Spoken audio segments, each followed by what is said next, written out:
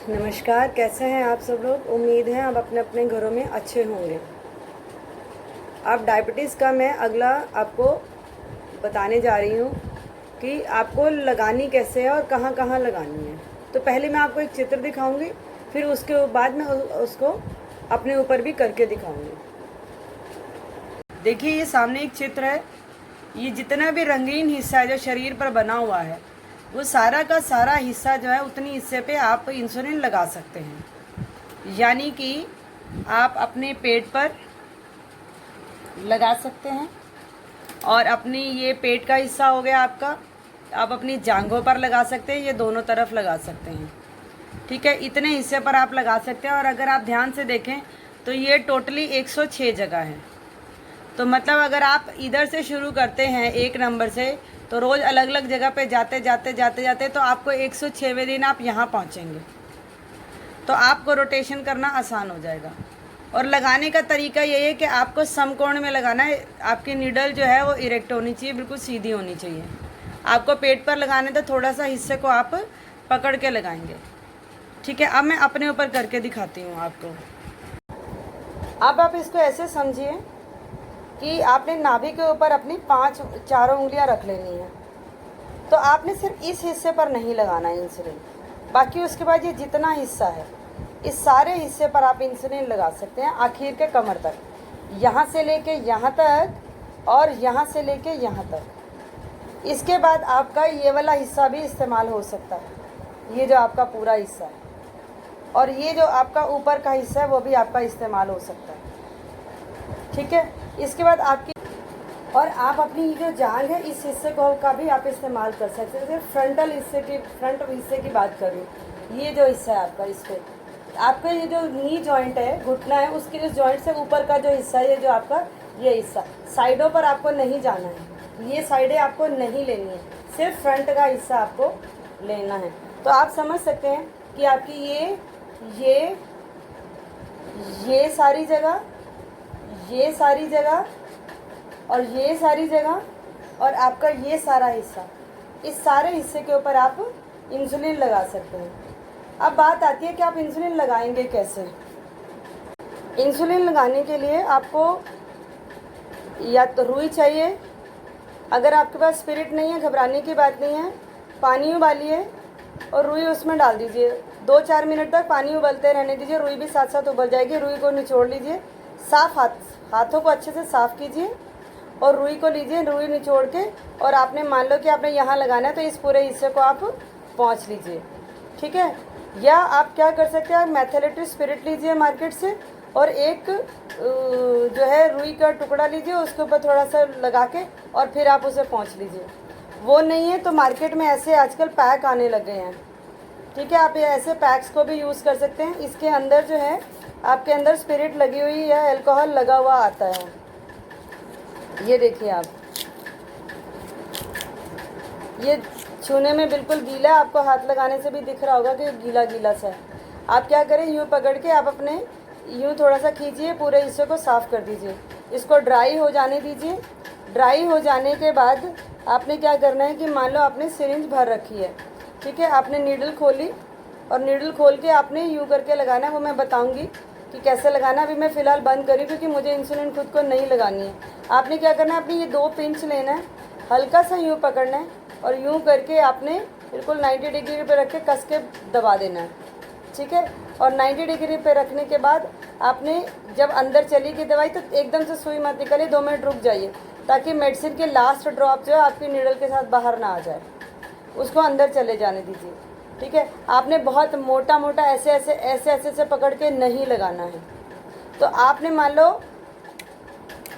आज आपने मान लो कि यहाँ लगाया तो कल यहाँ, फिर यहाँ, फिर यहाँ, फिर यहाँ, फिर यहाँ, अलग अलग दिन पे फिर जाते जाइए, फिर अलग अलग दिन पे ऐसे करके जाते जाइए, इधर से ऐसे करके चलते रहिए। आप अगर रोज़ लगाएंगे तो आपको यहाँ पे गांठें नहीं पड़ेंगी। अब बात आती है कि बहुत सारे लोगों को ये प्रश्न रहता है कि हमारे पास तो पेन है, तो हम पेन का कैसे इस्तेमाल करें। कुछ घबराने की बात नहीं है। अगर मान लो कि आपको 10 यूनिट लिखिए तो देखिए जो हमारे स्याही वाले इंक फाउंटेन पेन्स होते थे स्याही भरने वाले, ये बिल्कुल वैसा ही पेन है। ठीक है, इससे पीछे ये देखिए, इस पे ऊपर एक नंबरिंग बनी हुई है, ये देखिए आप आराम से देखिए तो ये नंबरिंग बनी हुई है, 1 आप देख पा रहे होंगे ये घुमाती जा रही है तो ये नंबरिंग का रोटेटर बदल रहा है। ठीक है, ये आप देख रहे हैं। तो आप इसको जितने यूनिट पर रखना चाहे उतने पर आप कर दीजिए। इस पॉइंटर पर, ये जो पॉइंटर है, इस पॉइंटर पर जिस नंबर को रखोगे उतने यूनिट इंसुलिन आपकी लोड हो जाएगी।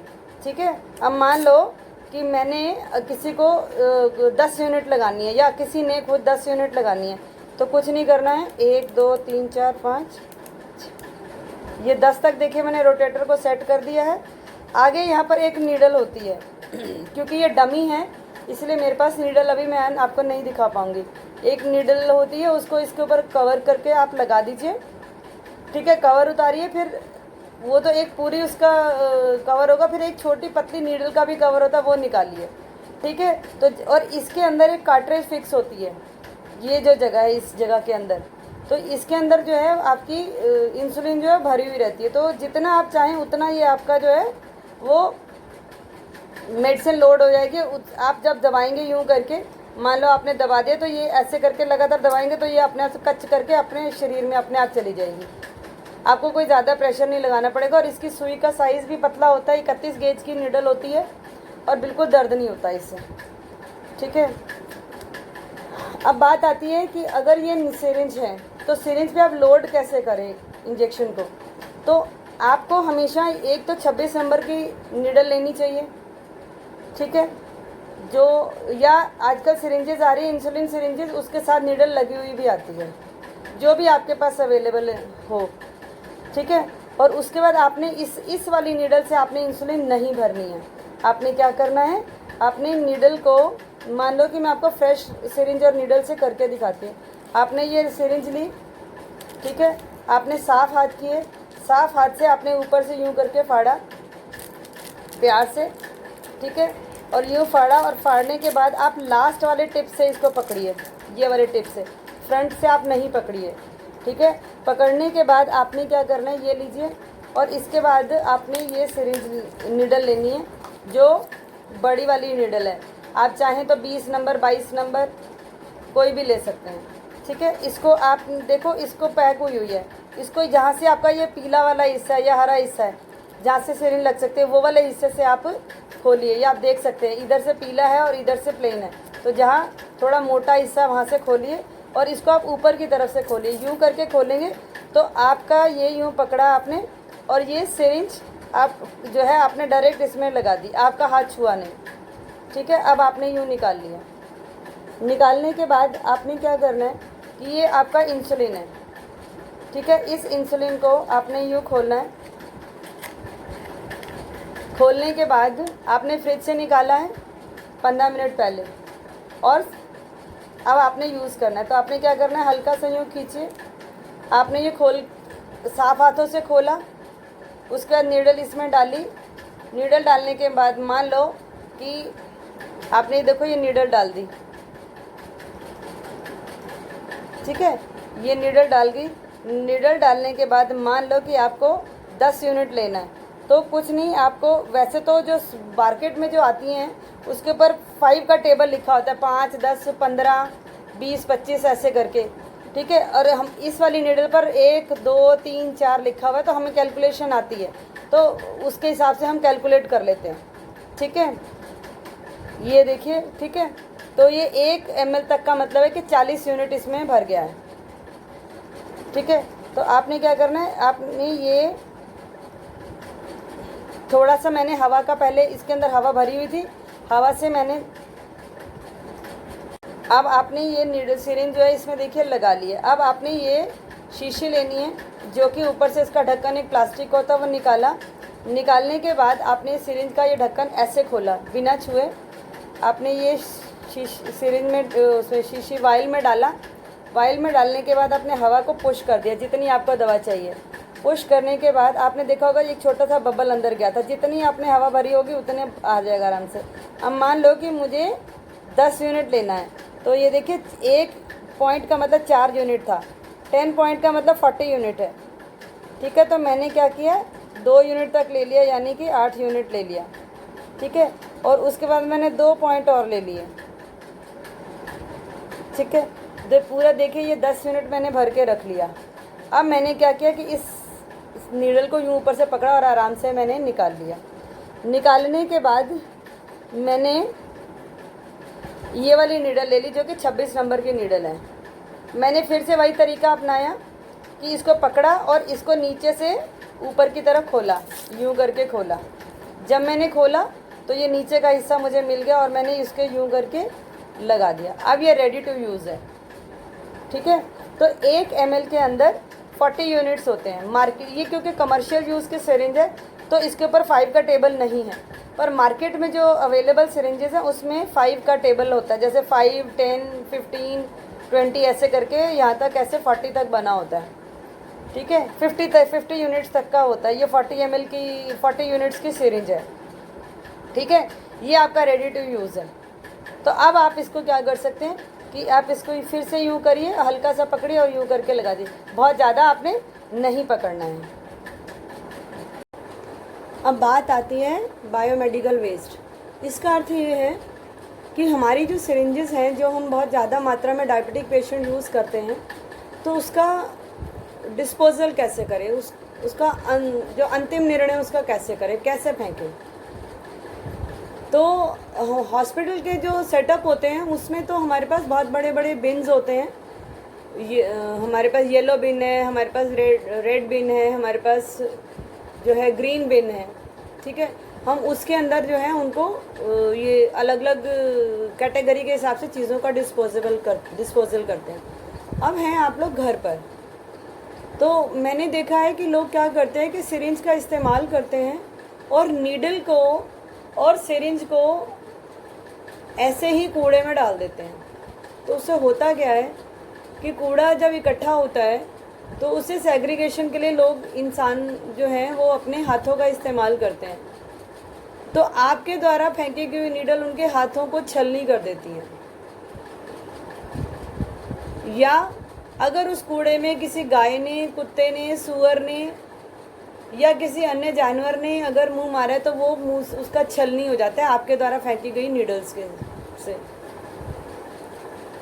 आप अपना स्वास्थ्य तो लाभ कर रहे हैं परंतु समाज के स्वास्थ्य का ख्याल करना भी हमारी ही जिम्मेदारी है। तो मेरी आपसे प्रार्थना है कि कृपया आप अपनी नीडल्स को अपने साधारण कूड़े में मत फेंकिए। अब आप पूछेंगे कि हम करें क्या। तो आपके घर के आसपास जितने भी क्लिनिक्स हैं वो सभी क्लिनिक्स किसी न किसी जो MCD या NDMC से अलाइंड हैं, जो हर साल 1400 रुपये का पेमेंट करते हैं कूड़ा प्रबंधन के लिए। वो MCD को या NDMC को अपना कूड़ा जो है ऐसे वाला स्पेशली अलग से देते हैं। तो आप अपने आसपास के जो क्लिनिक्स हैं उनसे बात कर लीजिए या नर्सिंग होम है कि वो आपसे वो जो आपका वेस्ट है जो सिरिंज के रूप में है जो कि हमारे रेड बैग में जाना है उसके अंदर डालने के लिए ले लें आपसे, और सिरिंज को वो एक शार्प कंटेनर के लिए के डाल दें। वो एक ऐसा बॉक्स होता है गत्ते का जिसके अंदर हम प्लास्टिक का होता है जिसके अंदर हम सारी वो नीडल्स डाल देते हैं। और ये जो वाइल्स हैं इनको आप ऐसे ही नहीं फेंकिए, क्योंकि अगर आपने वाइल एज इट इज़ फेंक दी तो क्या होगा कि कोई भी व्यक्ति जो है जिसका मैल इंटेंशंस हैं वो उसके अंदर पानी भर के भी मार्केट में रीपैक करके बेच सकता है। तो आप क्या करिए कि पूरी शीशी को खोल दीजिए और खोल के किसी एक गत्ते के डिब्बे में सील करके दीजिए। यानी कि मैं सारी बात दोबारा से बताती हूँ। सिरिंज को आप अलग डिब्बे में पैक करके रख दीजिए, नीडल्स को आप प्लास्टिक के डिब्बे में पैक कीजिए और जहाँ अलग पैक कीजिए, और तीसरा डिब्बा लीजिए आप जो आपकी वाइल्स हैं जो आपकी खाली हो रही हैं वो वाइल्स उसके अंदर आप खोल के डाल दीजिए। जो सिरिंज है कोशिश करिए कि आप सिरिंज को अलग अलग करके खोल के डाल दीजिए। जो जिस डिब्बे में डालेंगे उसका अंदर एक पिस्टन होता है, ऊपर एक बैरल होता है, पिस्टन और बैरल को अलग खोल के उसके अंदर डाल दीजिए। और आप जो भी आपके घर के पास क्लिनिक या नर्सिंग होम है उनसे प्रार्थना कीजिए कि वो लोग आपका कूड़ा जो है वो आपसे ले लें। परंतु कृपया आप लोग सड़कों पर या अपने घर के ऑर्डिनरी कूड़े में मत डालिए, ये हमारी नैतिक जिम्मेदारी बनती है। अब बात आती है आपकी प्राइवेट एरिया के हाइजीन की, क्योंकि डायबिटिक पेशेंट्स जो हैं वो इन्फेक्शन के बहुत ज़्यादा वल्नरेबल होते हैं, प्रोन होते हैं। तो वो ध्यान दें कि जब भी टॉयलेट जाएं तो वो इस बात का ज़रूर ध्यान दें कि वो साफ़ सुथरे हों। इंडियन कमोड उसके लिए बेस्ट रहेंगे, क्योंकि इंडियन कमोड पे आपका जो टॉयलेट है उस पर आपका शरीर का कोई हिस्सा उस पर डायरेक्ट छूता नहीं है, ठीक है। परंतु अगर आप इंडियन कमोड नहीं यूज़ कर सकते हैं तो आप अगर वेस्टर्न यूज़ करें तो आपको ख़ास तौर से ध्यान देना है कि उसके रिम पर कोई भी यूरिन के स्पॉट्स ना हो। और क्योंकि आपको डायबिटीज़ की वजह से बार बार यूरिन आता है तो आपने अपने प्राइवेट्स की स्पेशल जो है वो केयर करनी है, अपने गुप्तांगों की, ठीक है। तो आपने अपने उस एरिया को क्लीन रखना है और जब भी आप यूरिन जाएं आपने पानी से ज़रूर धोना है, ताकि वहाँ पे यूरिन के रेजिडुअल्स ड्रॉप ना रह जाएं और कोई इन्फेक्शन का चांस ना बने आपका। और ये बात मेल्स के लिए तो उतनी है ही है, परंतु स्त्रियों के लिए ज़रूरत से ज़्यादा है, ठीक है। तो आप अपना प्राइवेट एरिया ज़रूर धोइए इन्फेक्शन, ताकि आपको कम से कम हो, क्योंकि जो डायबिटिक पेशेंट होते हैं उनके यूरिन में भी कई बार शुगर जो है वो निकलती है और एल्ब्यूमिन भी निकलती है, ठीक है। तो इसलिए आपको बचने की बहुत ज़्यादा ज़रूरत है, आपने ध्यान रखना है अपना। अब बात आती है कि अगर आपको कोई और बीमारी हो गई है तो वहाँ जब जाएं तो आप ज़रूर बताइए अपने डॉक्टर को कि भाई मुझे जो है डायबिटीज़ भी है, ताकि वो आपको जब आपका इलाज करें तो वो आपकी डायबिटीज़ को ध्यान रखते हुए ही आपको दवाइयाँ लिखें। और आप अगर ओवर द काउंटर ड्रग लेने जा रहे हैं तो आप कोशिश करिए कि बिल्कुल नहीं लेनी, आपको कोई ड्रग ओवर द काउंटर नहीं लेनी, बिना सुपरविजन के नहीं लेनी। आपने जब भी दवा लेनी है या तो किसी नर्सिंग ऑफिसर से या सीनियर नर्सिंग ऑफिसर से बात कीजिए या किसी डॉक्टर से बात कीजिए कि आप ये दवा लेने वाले, ये दवा कैसे लेनी है और कैसी ली जाएगी।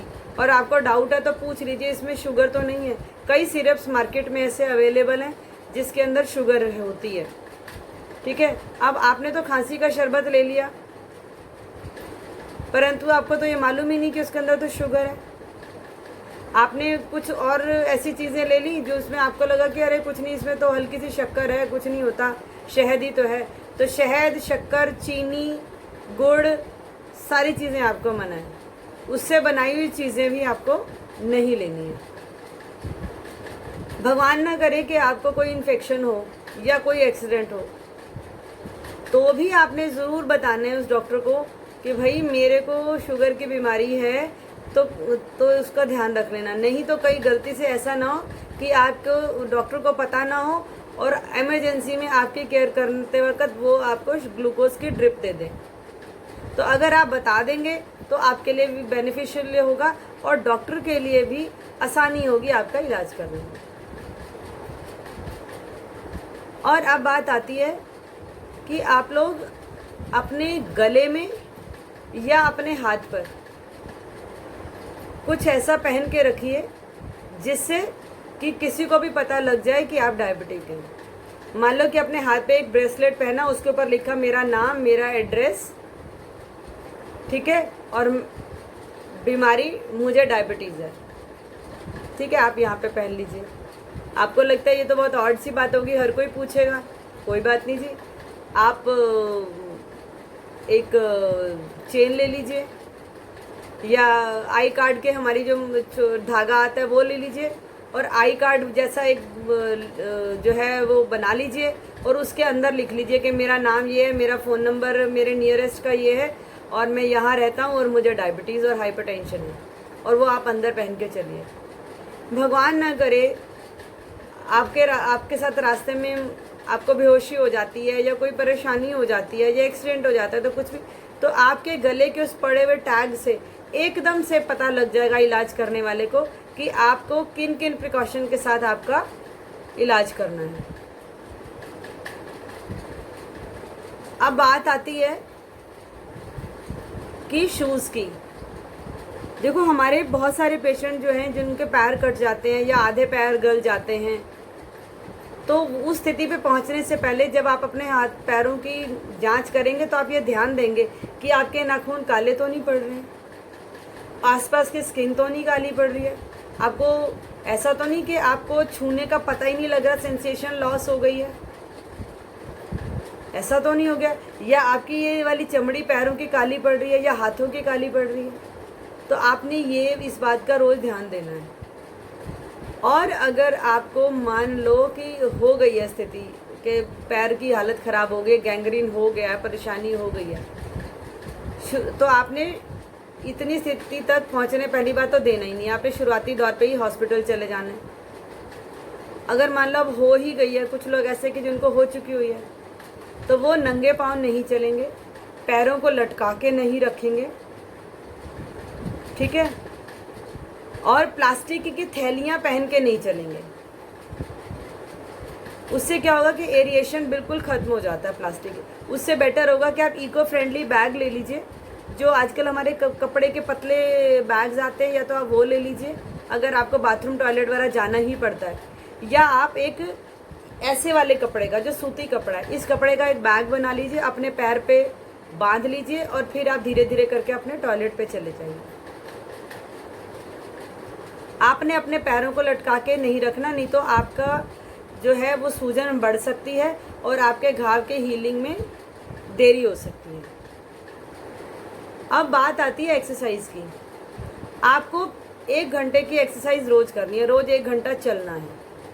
परंतु जो लोगों के गैंग्रीन हो रखा है पैरों के, उनके लिए डिफरेंट एक्सरसाइजेज हैं। उनको पलंग पे ही बैठना है, पलंग पे बैठ के पैर सीधे करके, मान लो कि ये आपके पैर सीधे हैं, आप इसको ऐसे देखिए,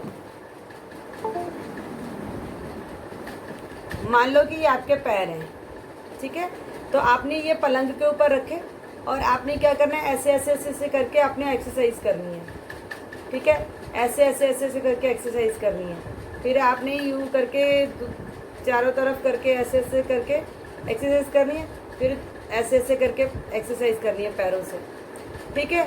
और फिर आप अपने समझ लो ये पैर ही हैं, तो टांगों को ऐसे ऐसे ऐसे ऐसे करके एक्सरसाइज करेंगे, ठीक है, और फिर ऐसे ऐसे ऐसे ऐसे ऐसे करके ये वाली एक एक्सरसाइज करेंगे। ये सभी एक्सरसाइज आप अपनी घड़ी देख के 5-5 मिनट हर एक एक्सरसाइज कर लीजिए, तो आपके पैरों को आराम पहुंचेगा और आपके पैरों के जो गैंग्रीन वाली साइड है वहाँ पे आपका ब्लड सर्कुलेशन बढ़ेगा और आपकी हीलिंग प्रोसेस जो है वो जल्दी हो। अब अगर आपको मान लो कि आपके पैर में परेशानी होगी या कट गया, तो आप अपने डॉक्टर से बात कीजिए कि आपको स्पेशल शूज़ बनवाने पड़ेंगे। तो वो शूज़ जो हैं वो कहाँ बनाए जाते हैं? वैसे दिल्ली में सफदरजंग हॉस्पिटल में बनाए जाते हैं वो शूज़, परंतु मेरे हिसाब से शायद वहाँ पे रेफ़र करना पड़ेगा। आपके डायबिटीज़ के डॉक्टर आपको रेफ़र करेंगे, तभी वहाँ पे आपका शूज़ का नाप लिया जाएगा और आपके लिए स्पेशल शूज़ बनाए जाएंगे ताकि आप एक कंफर्टेबल लाइफ जी सकें।